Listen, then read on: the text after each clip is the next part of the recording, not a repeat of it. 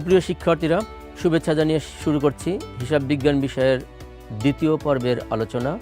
আজকের আলোচনার বিষয় অধ্যায় 6, অধ্যায় 7 এর সৃজনশীল প্রশ্ন নিয়ে। প্রথমেই অধ্যায় 6, এই অধ্যায়টির নাম জাবেদা। আর জাবেদা মানেই হিসাবের প্রাথমিক বই, যেখানে লেনদেনকে সর্বপ্রথম লিপিবদ্ধ করা হয়। হিসাব রক্ষণের কাজটি সহজ করার জন্য বিভিন্ন ধরনের লেনদেনের জন্য পৃথক পৃথক জাবেদা প্রস্তুত করা হয়। যেমন জাবেদা প্রথমত দুই ভাগে ভাগ করা হয়েছে: বিশেষ জাবেদা, সাধারণ জাবেদা বা প্রকৃত জাবেদা। বিশেষ জাবেদার মধ্যে রয়েছে ক্রয় জাবেদা, এখানে শুধু বাকিতে পণ্য ক্রয়ের লেনদেন লেখা হয়। বিক্রয় জাবেদা, এখানে শুধু বাকিতে পণ্য বিক্রয়ের লেনদেন লেখা হয়।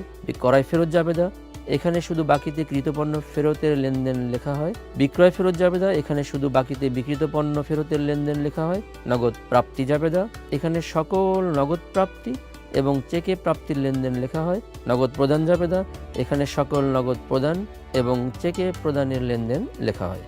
সাধারণ জাবেদা বা প্রকৃত জাবেদায় প্রারম্ভিক দাখিলা, সমন্বয় দাখিলা, সংশোধনী দাখিলা, সমাপনী দাখিলা ও অন্যান্য দাখিলা লিপিবদ্ধ করা হয়।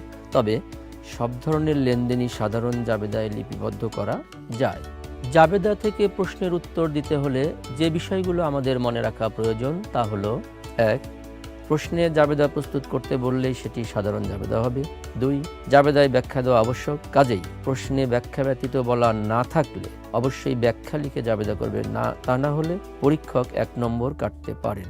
মাধ্যমিক হিসাব বিজ্ঞান বইতে যেসব অঙ্কের নির্ধারিত ছক রয়েছে সেগুলোর ক্ষেত্রে সঠিক ছক ও শিরোনাম লিখে সমাধান করা উচিত এবং শুধু ছকটির ক্ষেত্রে পেন্সিল ব্যবহার করা উত্তম, কারণ ভুল হলে মুছে ঠিক করা যাবে। কাজেই উত্তরপত্রের পরিচ্ছন্নতা রক্ষার জন্য এটি আমাদের মনে রাখা উচিত। 4. সাধারণ জাবেদার যোগফলের জন্য সাধারণত নম্বর কাটা হয় না, তবে বিশেষ জাবেদাগুলোর যোগফল আবশ্যক। 5.